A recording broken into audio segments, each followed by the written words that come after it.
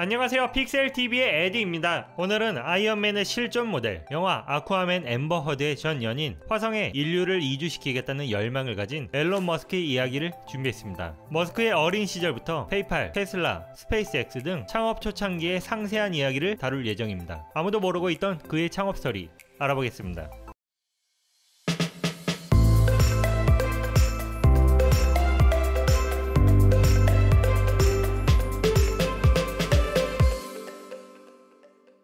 어릴 적부터 머스크는 호기심 많고 에너지가 넘치는 꼬마였습니다. 하지만 머스크는 어린 시절부터 머릿속에 공상과 현실이 혼재했는데 그의 어머니 메이는 어렸을 때 만화책을 많이 봐서 그런 것 같다고 생각했죠. 머스크는 특이점이 하나 더 있었는데 자신만의 무의식으로 자주 빠져든다는 것이었습니다. 부모와 의사들은 머스크에게 청각장애가 있을지 모른다는 의심을 해 어린이의 청력을 개선하는 방법으로 쓰이는 아데노이드 절제술을 실시했지만 바뀐 것은 없다고 하네요. 10살 무렵 머스크는 요하네스버그에 있는 샌드턴 시티몰에서 컴퓨터를 처음 보게 되는데 온몸에 전율이 흘렀다고 합니다. 아버지를 설득해 1980년대 인기를 끌었던 VRC-20 컴퓨터를 가질 수 있었고, 컴퓨터 구입 당시 베이직 프로그래밍 언어 문제집을 부록으로 받았는데 6개월 정도 걸리는 문제집을 불과 사흘 만에 풀었다고 하네요.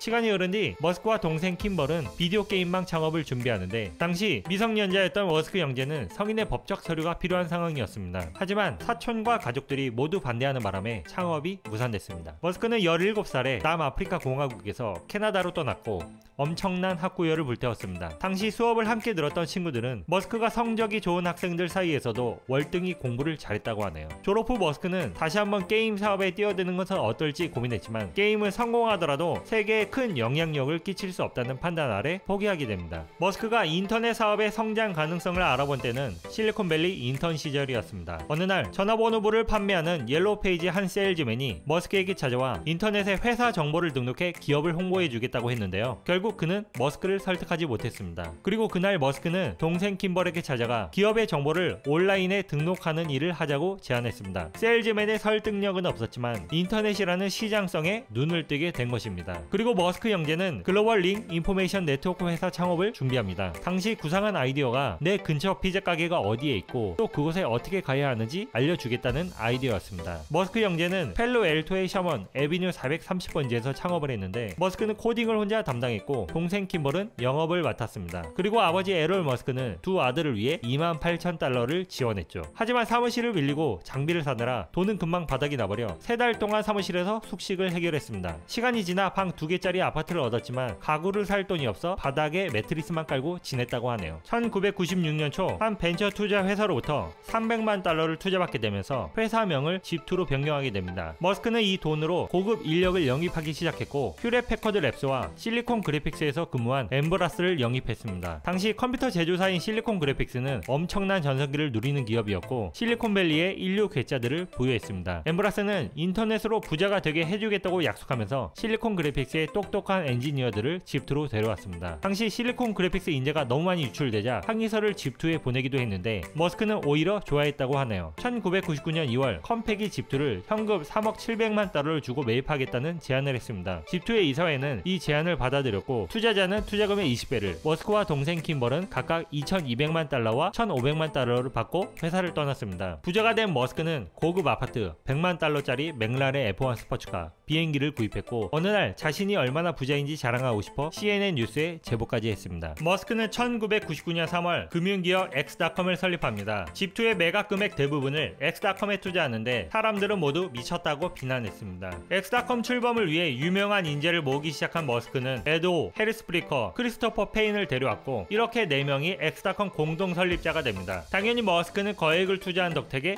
최대 주주가 됩니다. 은행업계의 거물로 유명세를 얻고 싶었던 해리스 프리커는 머스크와 자주 충돌했는데 어느 날 자기에게 CEO를 주고 경영을 맡기지 않으면 회사에서 직원을 모두 빼내 새로 창업하겠다고 머스크를 협박했습니다. 머스크는 그에게 그렇게 하시죠 라고 말했더니 정말 그는 믿었던 에드호와 주요 엔지니어 몇 명과 함께 회사를 떠났습니다. 당시 머스크에게 남은 것은 허울뿐인 회사와 몇몇 직원이었는데 그래도 꿋꿋이 회사를 키우기 시작합니다. 머스크의 뛰어난 경영 능력으로 X.com은 빠르게 성장하는데 서비스 이용 고객에게 $20짜리 현금 카드를 주고 다른 고객을 소개할 때마다 $10짜리 현금 카드를 주는 마케팅을 도입합니다. 이때 혁신적인 뱅킹 시스템을 도입했는데 불필요한 수수료를 없애고 이메일만으로 다른 사람에게 송금하는 간편 결제 시스템을 구축합니다. 엑스닷컴은 서비스 런칭 2달 만에 가입자가 무려 20만 명을 넘어섰는데 곧 엑스닷컴에게 강력한 경쟁자가 나타납니다. 맥스 레브친과 피터 티엘은 콤피니티를 창업하고 고유 결제 시스템을 개발했는데 머스크와 박터지게 싸운 후 2000년 3월 더 이상 경쟁하느라 돈을 낭비하지 말고 힘을 합치자고 합의했습니다. 엑스닷컴이 합병을 통해 콤피니티를 흡수했고 머스크는 최대 주주가 되었는데 두 기업이 합병에 성공하자 도이치뱅크와 골드만삭스 등이 1억 달러를 투자했고 고객은 100만 명을 넘기 시작합니다. 그러나 두 회사는 너무 다른 문화를 가지고 있어 서로 적응하지 못했는데 합병하고 2달 만에 콤피니티 공동 창업자 피터 티엘이 사임하고 급기야 엄청난 사건이 벌어집니다. 엑스닷컴 직원들이 펠로엘토에 있는 술집에 모여 머스크를 회사에서 몰아낼 방법을 논의하기 시작합니다. 레브치가 공모자들은 피터 티엘을 다시 CEO로 복귀시키자는 뜻을 이사회에 전달하기로 하고 비밀리에 계획을 추진합니다. 머스크는 2000년 1월 탈룰라 라일리와 결혼했지만 너무 바빠 신혼여행을 미루다가 9개월 후 뒤늦게 신혼여행을 떠나게 됐는데 이때 엑스닷컴 중역들이 불신임 서류를 이사회에 제출합니다. 머스크가 비행기에서 내린 후 소식을 들었을 때 이미 피터 티엘에게 CEO 자리가 넘어간 후였고 몇 개월이 지나 엑스닷컴은 공식적으로 회사 이름을 페이팔로 바꾸게 됩니다.